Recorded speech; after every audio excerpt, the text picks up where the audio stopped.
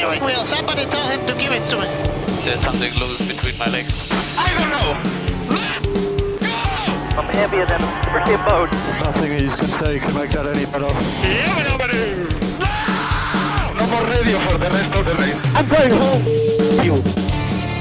Hello and welcome to DRSFC, an F1 podcast by soccer nerds. And guess what, y'all?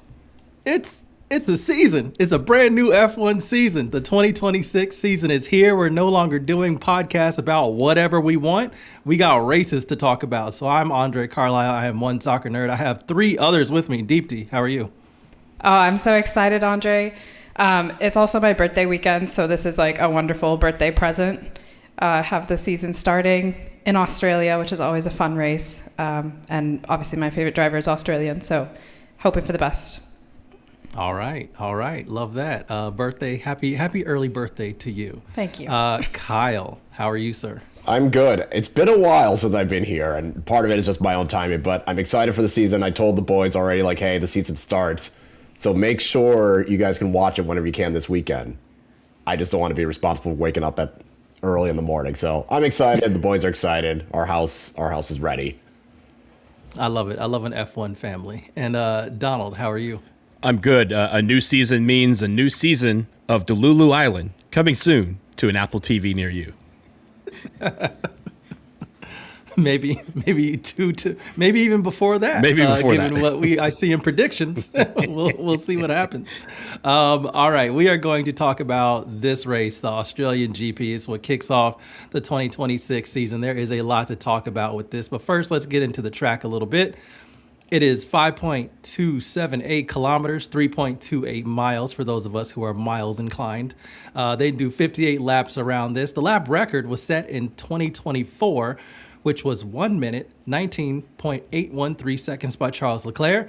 That's a race lap record. I would say during the race, do not expect that to fall this year. I think it's too soon in the regulation cycle for that to get close to that number, to that time, but we'll see what happens. And Kyle is going to tell us what happened in 2025 because it was about 900 years ago. And it was chaotic. What a way to start the season. Lots of crashes. Had Isaac Hadjar, unfortunately, crashed on the formation lap, so he didn't even get to start in his first ever Formula One race. Jack Doohan, remember him? He crashed on lap one in his home race, so that was unfortunate. Carlos Sainz also crashing on lap one. Then, by the time we got to lap 32, Fernando Alonso joined the party. He had crashed and DNF'd. Ironically, Lance Stroll somehow finished sixth. Don't know how that happened. Gabriel Bortoleto had crashed on lap 45, and Liam Lawson crashed the next race when he was on Red Bull. So 6 drivers didn't finish the race, but Lando Norris did win. He held off Max Verstappen. It was initially him and Piastri, but after Piastri spun and lost a lot of places, unfortunately, he was not able to win his home race. And then George Russell began his trend of us forgetting about George, finishing third. Kimi Antonelli in his debut went all the way back from, I think, P16 up to P4. So it was a pretty exciting race. It was a pretty chaotic race. It was wet. It was raining, crashes galore, and it was everything you would have wanted for the season opener. Yeah, actually, 2026 has a lot to live up to, and they just might. But before we get into all that, Donald, tell us a little bit about the track. Well, this track is at the King Albert Park. And I think the one thing about this track is that it's bumpy, it's fast. Thankfully, we don't have rain in the forecast for this year, so you don't have to worry about that. But what was kind of a sidebar of the rain last year was that we got ducks.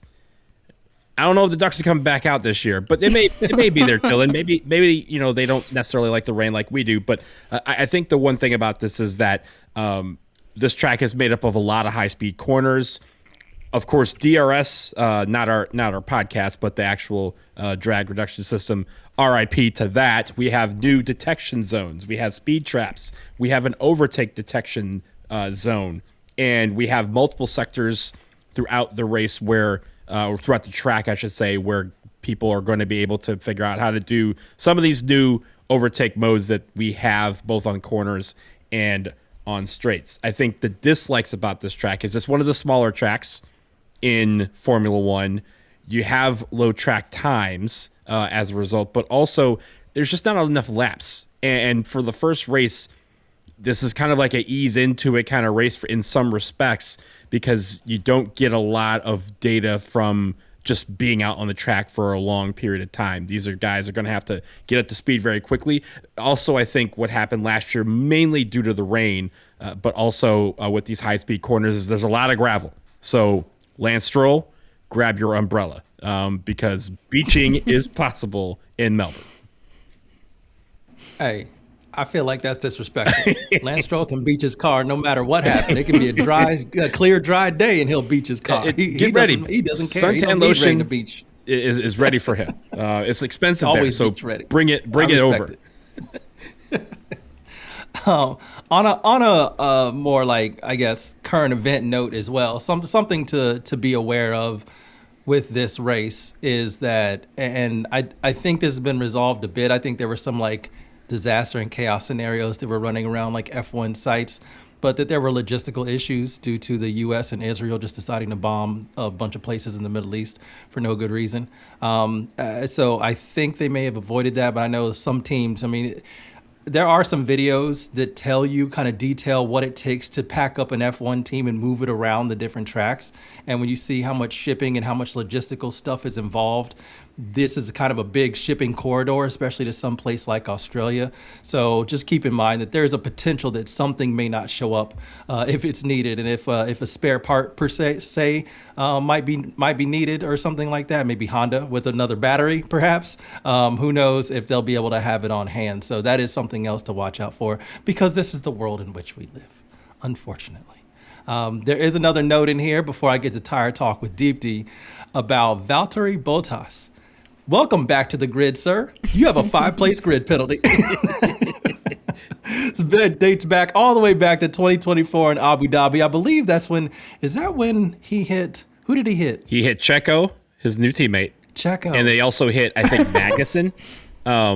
That's right. It was Magnussen. Yeah. That's right. That was funny. So the interesting thing about this is because of those two, he got a drive-through penalty, but it was after his car had been retired. So they said you get a 5-place grid penalty the next time you race, which happens to be well over a year. Now, here's the funny part, is that last year, of course, he was a reserve driver. He didn't get a chance to observe this penalty. Now he comes back his first race. It's been, well over, 16 months or something like that since he last raced. FIA passed a rule late last year that said that any grid penalties have to be, if they're not served within a 12-month period because they're not on the grid, then they're null and void. They did not retroactively apply it to Valtteri Bottas. So he still has to serve this penalty, but he'll be the last one to have a over year-long wait before he has to serve a penalty. I feel like he should appeal that. Right? You know what I'm saying? Hashtag free Bottas, man. I don't like that. I was going to ask what's the statute of limitations on grid penalties, but there's the answer. Limited to the present circumstances. That's Bush v. Gore and now Bottas v. FIA. So that is rough. That is so rough. I'm so sad for him. But that is honestly, it's funny, and it's part of the mess that I'm expecting this weekend anyway. So why not? I mean, I'm expecting the car to qualify probably near last place anyway, so it's not like it's gonna matter. But still, it's funny. All right, Deepti, it's tire time. All right, tire talk time. Pirelli has decided to go with the same compounds that they went with last season for Melbourne, which are the 3 softest, C3 as the hard tire, C4 as the medium, and C5 as the soft. In looking this up, I found out that there are no more C6 tires for this season anymore. That was, I guess, a one and done thing, just for like data purposes. I suppose they just created a better like hybrid compound, and they're going to stick with just 5 slicks instead of adding that 6th one, which I think is good because it was hardly used, and like when it was just for like a qualifying lap or something, and it didn't seem like they needed it. One interesting thing is that with like obviously the new regulations and the new power units and stuff, Pirelli has anticipated what they call an asymmetry in energy and heat being provided to the rear axle, especially between the tires, and so they think like the teams will have to figure out how to like go against, or like how to fix that. And it could be done one of two ways. It'll especially affect teams in qualifying, they think. And so in order to get the tires warm enough and at proper temperature before their fast lap, either they'll have to do like one pre-lap where they're just warming the tires up, which a lot of cars tend to do anyway, or they'll have to adjust the tire blanket temperatures to like mismatch them so that the tires actually get up to heat properly, which I don't know if this was like a known fact, but I didn't know that they could actually adjust tire blanket temperatures that much to be able to get the tires to whatever they want it to be. So that's the tire talk for Australia.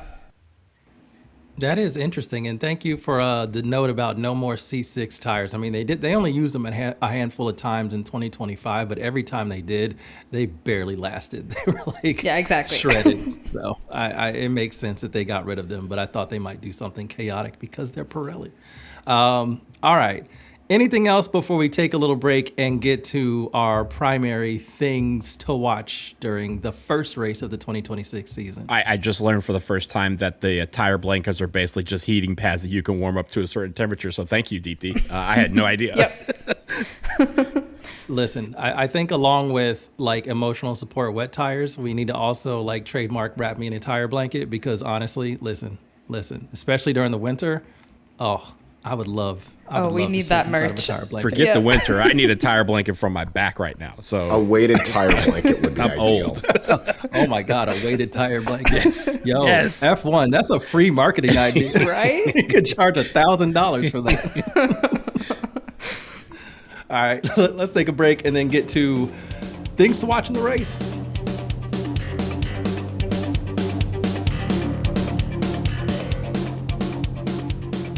All right, I'm going to start off here, and I'm going to start off for one reason. One, that I'm the host and I'm talking, which is just my bad, y'all. But honestly, I think I also need to start off because I need to set the expectation level for everything that we're going to talk about, predictions and everything else.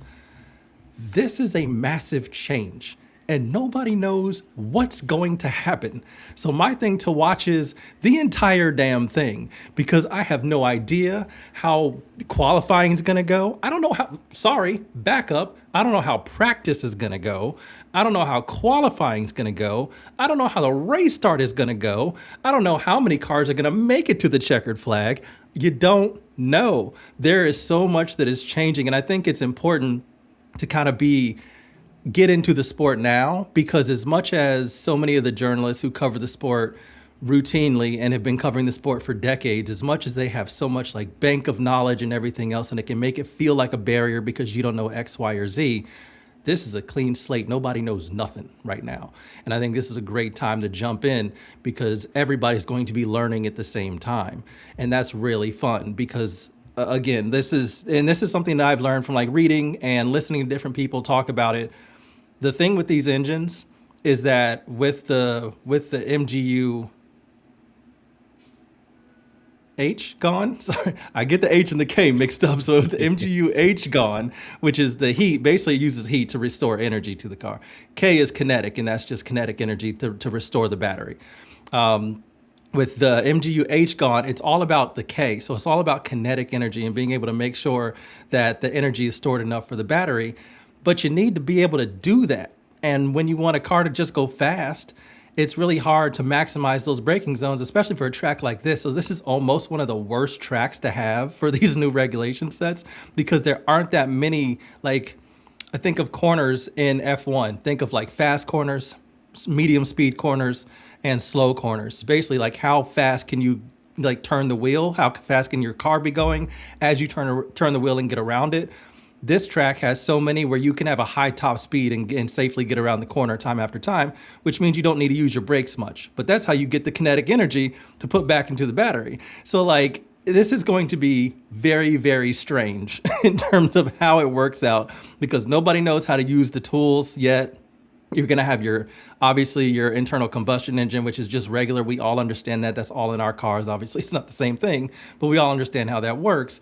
But energy recovery, there's overtake mode, there's boost mode, both of those two separate modes to deal with the battery.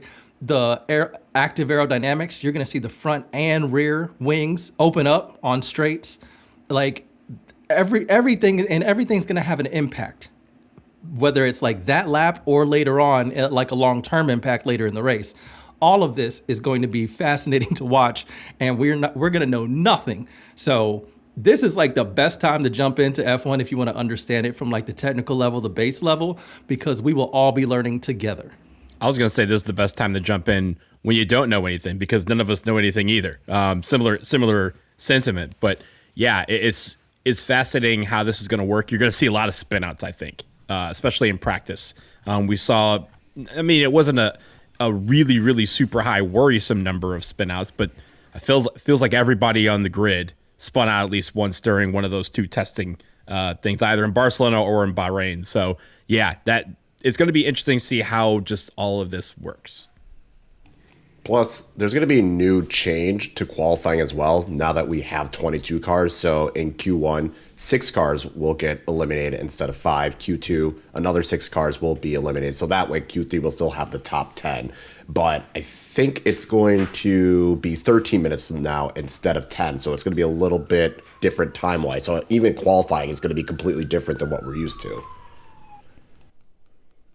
And even though they're getting rid of one extra car kind of in each cutoff, there's still going to be an extra car on the track, So I think, especially starting out, you're going to get 22 cars on the track there, especially shorter tracks like this. Like, it's going to be very interesting to see how those gaps open up and how they do it, especially because you can't just like creep back anymore. You need to make sure that battery's fully charged. So you're going to have to like go and maybe like hard brake into a corner to make sure that battery is up, but you don't want to get too far ahead so that you jeopardize your gap in front of the other car so that you can get some clean air for your qualifying lap. Like I know I'm rambling and I'm talking a lot, but it's just like, this is outrageous. This is going to be really fun. And I've been a little bit disappointed by a lot of the people that are like the journalists around F1. I think they've gotten spoiled because I've listened to a lot of their like previews, and because they don't know things, they're super negative. They're just like, I don't even know what this is going to be. This isn't racing. And I'm like, y'all haven't even seen a race yet. Yeah. All you've seen is testing laps. Like, what? Stop. Yeah. So I don't like, I get it. The regulations won't be perfect. They will have to tweak, and that is something that F1 does every single regulation set. So they will tweak things, change things. The regulations as they exist right now won't be the exact same as what they exist in 2027. Maybe not even like midway point of the season. We already know one change that's going to happen, which is testing to the engines to maybe curb a Mercedes trick. But like, this is fun. This is fun. I'm excited to see what happens. I'm excited to see who makes it to the checkered flag. Excited to see who gets pole. Excited to see what strategy is utilized to make sure that, like in a qualifying lap, your car can maintain the maximum amount of energy so that you can put a good lap. Like, I think we're going to see so much variation in distances. Like last year, you would see like 10 cars within like 0.3 of one another. I think we're going to see massive gaps now, and that's going to be super interesting because then we're going to know like who's doing what engine is capable of harvesting more energy from the battery, what driver has nailed the tools that they're using, their driving style, how is that helping them maybe with this recharging of the battery, especially at this sort of track. Like, there's going to be so much to talk about. So I think it's fascinating. I think it's interesting. I think it'll be fun. But man, some of these F1 journalists of not knowing something, because F1 you got a pretty good handle on the last regulation set, especially the final year of it. You knew kind of what was going to happen, especially if you watch practice and everything. You're kind of like, okay, I see what one team is doing. Sometimes a team like Red Bull will come out of nowhere and suddenly they're great on race day or whatever. But like, for the most part, you knew what the tools were. You knew how the different drivers were going to maximize them. They got no idea right now, and they're doing a lot of whining, and I wish they would stop. Yeah. I equate it to being Christmas, right? You get the box and you shake it. You're like, well, this isn't a Nintendo 64. Like, probably a lump of coal. And you open it, and you're like, open the box. It could be, it could be a pair of socks. It could be a G.I. Joe with a Kung Fu grip. You don't know what it's going to be.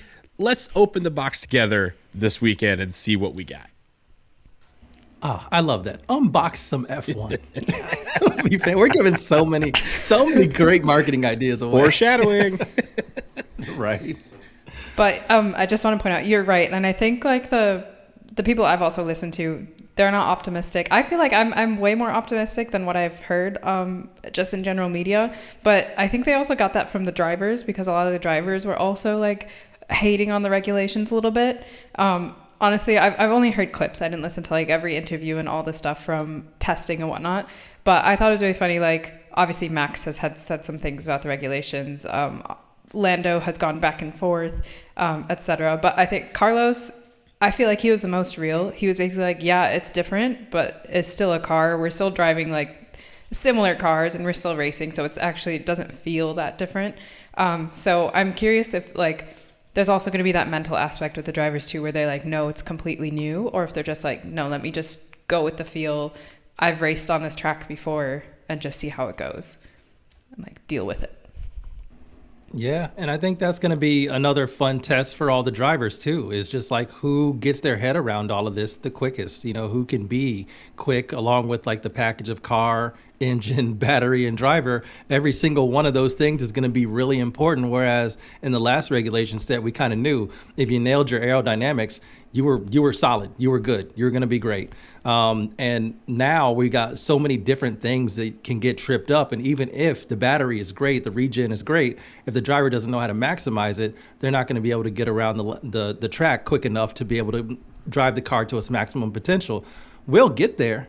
It will be a journey. This is the start of the journey, and that's kind of fun. So yeah, I'm with you, Deepti. I just think take it easy. They know exactly how to adjust things if they need to, and they will. But right now, this is going to be probably a clusterfuck, but that's fun to watch sometimes. I don't think every single race is going to be a clusterfuck, which is how a lot of them were talking. It's just like, oh, this is going to be terrible. And I'm just like, y'all gotta relax. This is not that bad. It's not that serious. Like, at least let the event happen. The event happens and we get like a Lance Stroll, Franco Colapinto, sorry, Hulkenberg, to put you in with all these folks, but Hulkenberg podium, then I'll be like, all right, I don't know what, like, I don't know what's going on right now in the back. But like, even if that happens once, that's hilarious and funny. So like, I don't know. I'm here for all of it.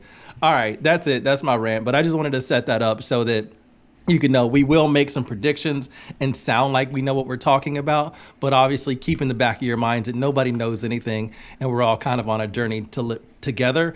But honestly, some things are legit. Some things are based off of things we already know. So Kyle, you got some things that you want to look out for in this race. It is redemption race is what I'm going to call it, because with all the DNFs that was mentioned, along with Piastri, I feel like this is a chance for a lot of these drivers to try and come back and redeem themselves. Obviously, you have the likes of Fernando Alonso, Liam Lawson, Carlos Sainz, Bortoleto, all wanting to get a redemption and finish the race. And then you have Oscar Piastri, who was so close last year and arguably should have been in a position to win, but Papaya Rules was the dumbass decision. I think he's going to want to prove himself again. So I think that's, for me, the biggest thing to watch. Like, Lewis Hamilton struggled in Australia last year. That's going to be, like, there's a lot of drivers who did not have a good time last year that are going to want to redeem themselves and show, like, okay, no, last year was a fluke. That was, I am better than what was shown. And I think that's going to be the thing that I'm curious about, is with all this new changes, it also gives kind of all these drivers a clean slate to start over and redeem themselves for last year's lackluster performance. And there's just one rookie this season. Like, last year we had 6 rookies, and so a lot of the DNF / mishaps came from rookie drivers too. And so I think, yeah, it's redemption for them as well, which will hopefully get a dry race. So even though we have it's a brand new car and whatnot, it's still time for them to show like why they're on the grid. Could you imagine if it rains on this race? Because all the uncertainty I already talked about, if they're dealing with the rain they dealt with in 2025. Rain means ducks, more ducks. That's the idea here. Fair enough. I do think that's a really good one, Kyle, because it kind of goes into what else we were talking about as well with like everybody learning. I also kind of think that sometimes in some of the reaction to, you know, this regulation set and what we're going to be in store for with this regulation set kind of infantilizes the drivers a little bit. They're super motivated to learn anything they can learn to get an advantage on on against another driver, so they can maximize their results. So it's not like they're sitting there like, oh, this is too hard for me. No, they're invested. They have to learn this stuff. They have to figure it out. And so they're going to be learning as well on the track. How does this work? How does this not work? Can I do this? Oh, no, I can't. And some of those no, I can't moments might result in just a quick jerk of the steering wheel to correct a mistake, or it might be a spin out. Who knows? But I think you're just going to keep learning. And I think that's one of the other cool things is you got like the emotion of, I remember what happened here last year. I'm a race car driver. I didn't like how my race unfolded in 2025. I got to redeem myself. But also, I got to be on top of everything that happens with this new regulation set and how do I maximize the car. You got the combination of a lot of different things happening, which are going to make things very interesting, I think. So, like, I'm here for every minute of practice, every single minute of qualifying, every single minute of the race. I just think you don't know what's going to happen, and that's what's fun. All right. Deepti, your thing to watch. Yes, I was thinking about this a lot, and I didn't really want to copy what anybody else was saying. So I think I'm going to go with like similar to what you were saying, André. What does the actual racing look like? And I think it's funny that you said that you think there'll be lots of gaps. I almost think that, I don't know, actually, if there will be a lot of gaps or it might be closer. I'm trying to find a good analogy of what sport and racing sport it's similar to, but I'm almost thinking like it could be like a cycling race or like in the Olympics. We just saw it was like speed skating, but like the mass start where there's a lot of people, basically where some cars might, not even want to go ahead initially, or partway through the race, like you said, they have to like recharge their batteries and get more of that kinetic energy. In order to do that, you need to decelerate and you need to brake. And so I think there might be a lot more movement than we are expecting, just so that they can like get used to getting back that energy and then zooming again and then getting back. So there might be a lot of back and forth and strategically figuring out when to finally make that push to get to the front. So yeah, I don't know if it's going to be one car or one team trying to like immediately get to the start and like lead for the entire race, because I don't know if that's going to be possible. Also, like the race starts are going to be really important, and we've seen obviously with like just MGUK, it's really hard to get off the line really quickly. And so, again, is that going to be an advantage? Is that going to be a disadvantage? We don't really know, but we'll see. Yeah, I think like overtaking is going to be huge. Like how cars pass each other is going to be a combination of several things. Like how is like a car's battery recovery system? How is the driver using it? And also when are they using it? Because now, as we talked about in the first part of this, there are multiple detection zones where you can do the active arrow. And if you do the active arrow plus the boost that you get from the battery, and then even on top of that, maybe overtake mode, which gives you even more power from the battery, are we going to see like cars zoom by one on one lap, like on one straight, and then they get passed on the next straight? I don't really know how this is going to work. And I also think you're going to see a discrepancy in the drivers that are on top of this, like understand it and have like spent time in the sim and with their engineers to understand how best to harvest and use their battery, versus some drivers who are just going to feel it out and go based on vibes. And that's going to be funny too, because they might be like, vroom, vroom, I'm gone. And then, oh no, I have no battery. And then all of a sudden 3 cars pass them. So like, yeah, this whole thing is going to be really, really silly, but fun.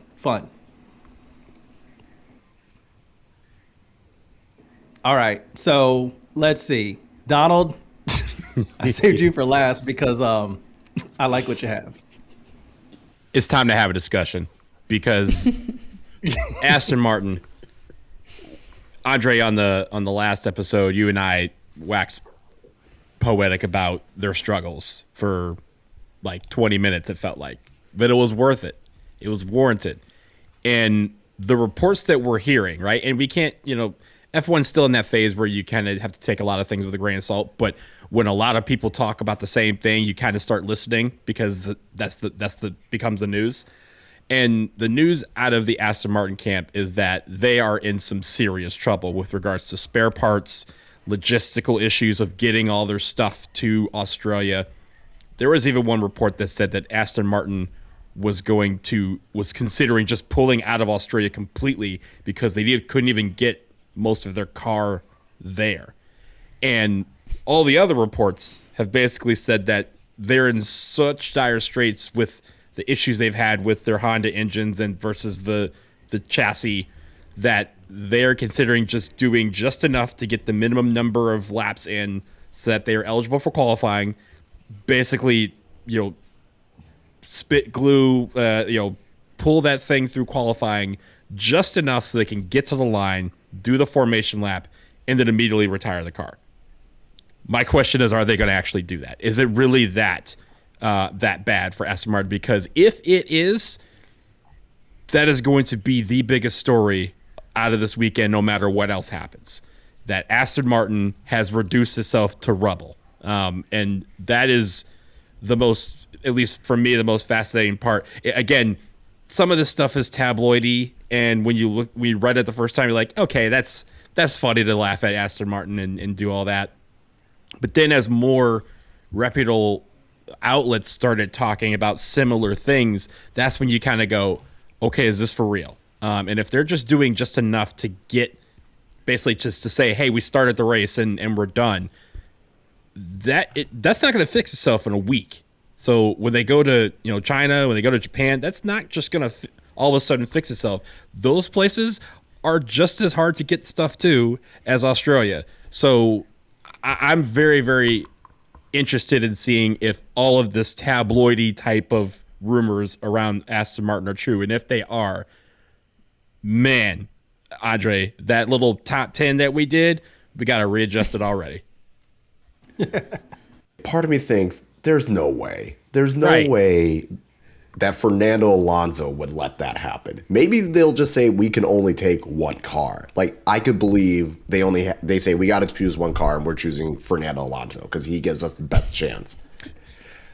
But this is also how I know F1 isn't so deep in gambling, because I feel like we would have gotten like a lot of betting lines changing right now. Like, there would have been, Kalshi would have been all over it. Like, This is how I know F1 is not deep in gambling, because if I was someone else gamble, I would be like, yeah, let me just take that ticket, Aston Martin, not finish race. Like, I don't know what the over-under is. Let me take the under. Like, I would do it in a heartbeat. But they're going to at least have one car. I can't see them not having both. That would just...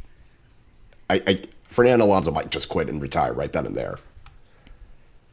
That would be an Aston Martin, like FIA would be at the paddock before the car got back from the formation lap, like, guys, what are we doing here? We cannot have this. Like, why have an 11th team if that 11th team is an Aston Martin that can't get out of the garage? Right? That's just embarrassing. And I was like, can you imagine how much more embarrassing? So Japan is the end of this month. If they can't get to Japan with a working like Honda power unit in Honda's home race, that is so embarrassing. And everything leading up to this so far, like, sure, they've had so much expectation on them because of all the changes they've made, all the investment they've put in. They haven't done anything with it. And in fact, they've fallen more behind, which is crazy. And so, yeah, it's just embarrassing. I sincerely hope that they do race, even if it, not even if it's one car. I think even that is bad. But both cars get there. And I'm going to ask you guys, is it worse to like race some laps or whatever you need to, retire both cars, or just have them do as much as they can, just finish like last, which they probably will anyway? Or even if or like retire it when it like absolutely needs to, not preemptively because they know that the car is not good.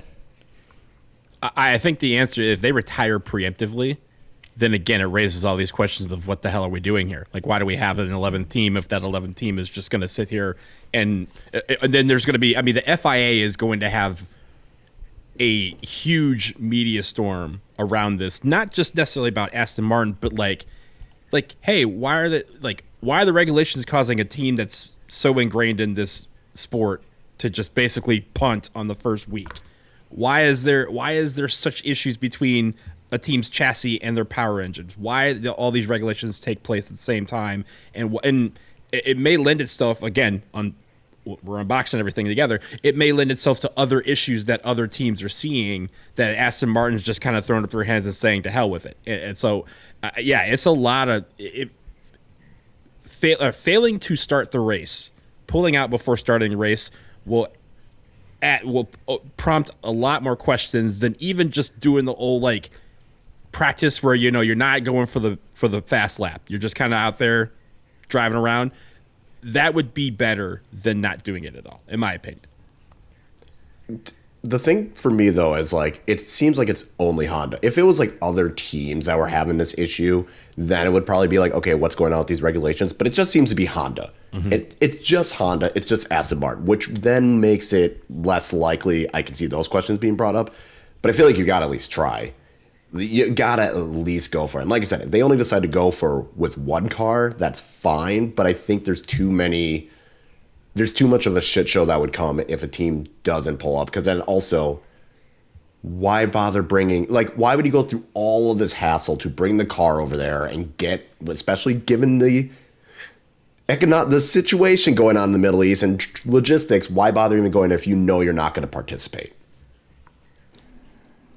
So I think the answer to that, if I were Aston Martin, they had a terrible time in testing. They were not able to get any sort of laps that gave them any sort of data.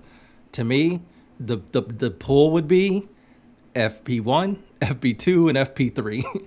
And honestly, if the car is that bad, tap out, because if qualifying comes, you do not want to let people to see how far away you are. If they're like 5 or 7 seconds behind, now we know that this is a real problem. And I think even going with one car wouldn't really help, because the reported issues are that the Honda battery keeps overheating. That's a problem no matter what car has it. So that's going to be the issue, I think, with what's going on and how they're able to complete a ride. I think I'm kind of with you, Kyle, though. If the betting markets, if I was a betting person, and if the betting markets were clued into F1, I might just chuck some dollars on Aston Martin, this team that has spent all that money, has Adrian Newey and a drivers' championship winner on it. I don't think they finish in this first race. I'm actually going to say I will be surprised if both cars finish the race in Australia. I just do not see how it's possible. Also, y'all remember when people thought they were sandbagging? Right. and here's the thing. If you try to start the race and you pull out during the race, there's like 9 million things that you can pull out for that save face, right? Oh, you know what? We had a check engine light. We're just going to pull the car in. Like, how many times do we see a car just pull off and you're like, oh, they're just going to pit, and all of a sudden they're like, yeah, we had a tire issue, we're just going to retire the car. They're in 20th place. Usually it's Fernando Alonso where he just decides I'm out of here, and they have to make they're in 20th place, but they don't care. Like, they're like, all right, we're just pulling out because we have an engine issue, and all you have to do is say engine issue and everyone just kind of goes, oh, that sucks, like, bad luck. But again, if they don't make it to the line, that you can hide. Again, starting the race and doing some laps and then retiring the car, you can hide the issues that you have.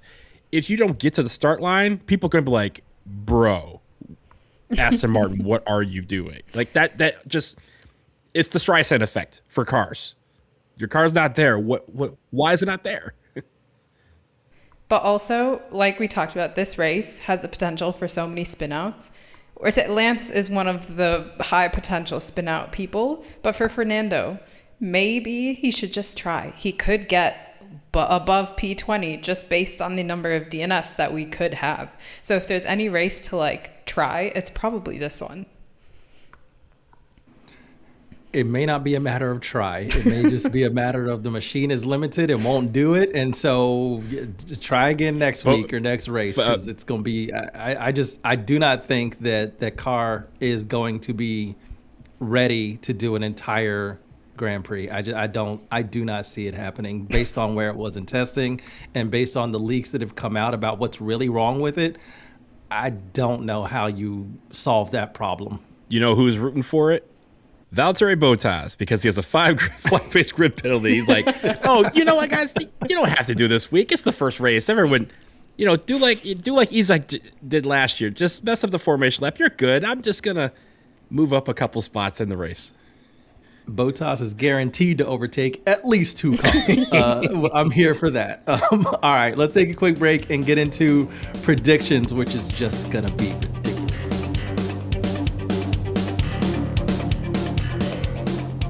And here we go with our first predictions of the season. If you remember from just last segment, caveat, none of us know anything. All of this is going to be chaotic.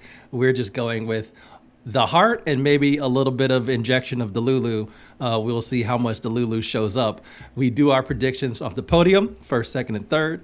We do our constructors scrap, and everybody's in play because nobody is behind yet. Everybody starts off with 0 points, so we will see what happens throughout the season. We will start banning people, especially if there's a big lead, big gaps at the top or the bottom.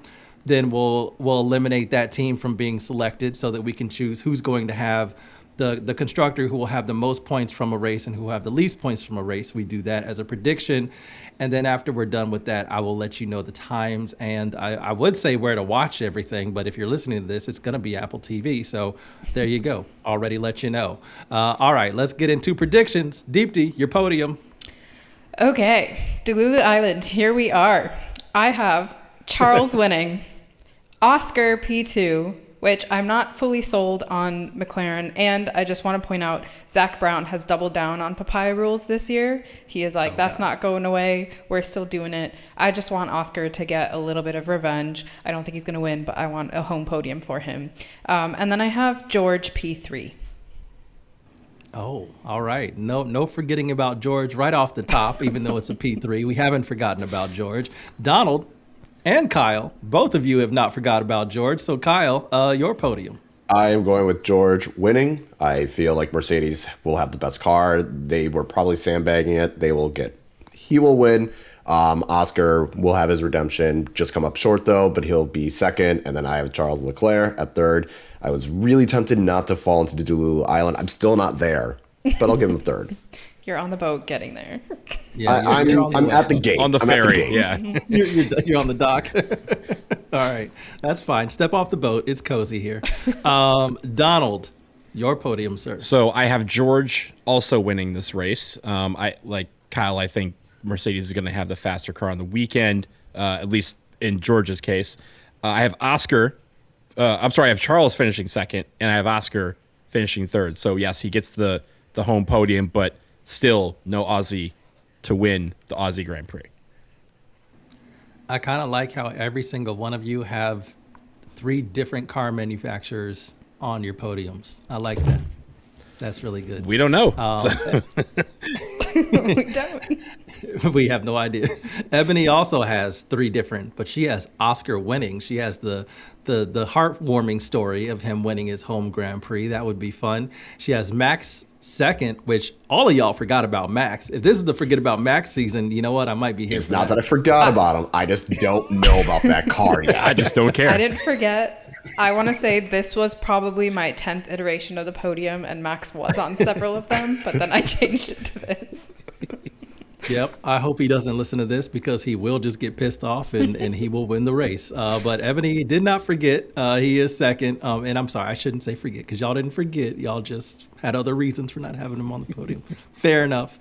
And Ebony is the only one of y'all who has Lewis Hamilton on a podium. She has him third. So interesting. My podium. First, I have no. Second, I have fucking. And third, I have idea. I don't know, y'all. It's the first race of a new regulation set. I ain't making no predictions. All right. I got nothing. I'll make predictions for the constructor scrap, but I got nothing in terms of which driver's gonna be the best in Australia. This weird track with these weird regulations, this weird battery recharging with only the MGUK. I don't know. I can offer you an alternate one, Andre. Here, in first place we have chaos. Second place we have confusion, and third place we have pain. Yes, correct. I actually might put Payne a little higher on the podium, but you know what? It'll be a scrap for sure. I think that's right. That is my podium, my official podium prediction, because I got no idea, y'all. I think it's fun. I love what Ferrari has done, but y'all want me to trust Ferrari? I can't do it just yet. My heart wants me to. My heart wants me to so much. And if they come out with that flippy wing, I'm gonna be like blown away if it's actually on in the race. Like there are so many things, that smaller turbo that gives them the great starts. There are so many reasons to be optimistic. Charles Leclerc just got married. It looked like the most storybook fairy tale wedding I've ever seen in my life. Like he's got to be feeling tremendous and great and just on like cloud 9, like just feeling like everything's going right for him right now. And you could just see it all crashing down. We thought the same thing about Lewis. Oh, he's so happy. Look at him in red. Look at him in front of he's got 7 windows, 8 windows in front of that picture at Enzo Ferrari's house. Look at what he's wearing, the car he's next to. Everything looks great. And then it comes crashing down. I got no idea, y'all. Ferrari looks so good in testing, and I'm scared. I'm I'm more scared than I would be if they look like shit in testing. So that's where I'm at with the them. hope that gets you. Exactly. All right, let's get to the constructor scrap. Who will get the most points and who will get the least points? We're looking at purely the manufacturers, purely the teams. So I will start off with Ebony's prediction because she says the most is Ferrari and the least is Aston Martin. I feel like those are probably, depending on how much you're on Delulu Island, so probably safe bets. Kyle, who you got? Most, I got Mercedes, and least, I got to get this in now before it's banned, Aston Martin. Deepti, how about you? I went most Ferrari, and I knew everyone was going to pick Aston Martin, so I picked least as Cadillac. Not because I want them to be least, but just because they're brand new, and I think it'll take them a bit to get into points. How dare you? Be your own people. Believe you. I know, right? Yeah, be your own people. Just ridiculous. Donald, who you got? Delulu Island, for most, I have Ferrari. I think Lewis finishes 4th and gets most points there. And least, I have Aston Martin because this at least this week feels like the free space on a bingo card. Just pick Aston Martin because, it's the free space.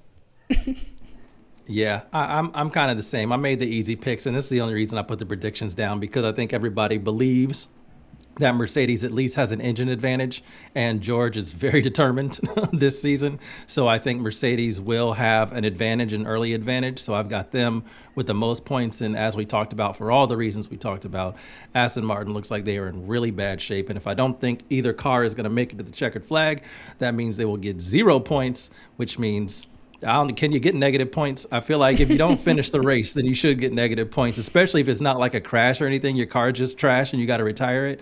I feel like you should get negative points. But yeah, I'm expecting 0 point weekend from them. Okay, let's wrap it up. Here's when to watch everything. Free practice 1. It's Thursday at 8:25 p.m. Again on Apple TV. All of this is on Apple TV, so check out there. Very interested to see their broadcast, how they're going to handle everything. So this is going to be another thing that we get to experience together. Free practice 2 is Thursday, same day at 11:55 p.m. Eastern, so around midnight. Just turn it on. Fall asleep to some F1. It'll be great. Maybe you'll have a dream where you're a championship-winning driver. Free practice 3, Friday, 8:25 p.m. Qualifying. Definitely stay awake for this. Like I said, so many reasons to. Friday, 11:55 p.m. Eastern is going to be qualifying. And the Grand Prix, the race is Saturday at 10:55 p.m. Eastern time. Decent times for us this weekend. Gonna be interesting. That's it. For Kyle, for Deepti, for Donald, I'm Andre. Vroom, vroom. Vroom, vroom. Vroom, vroom.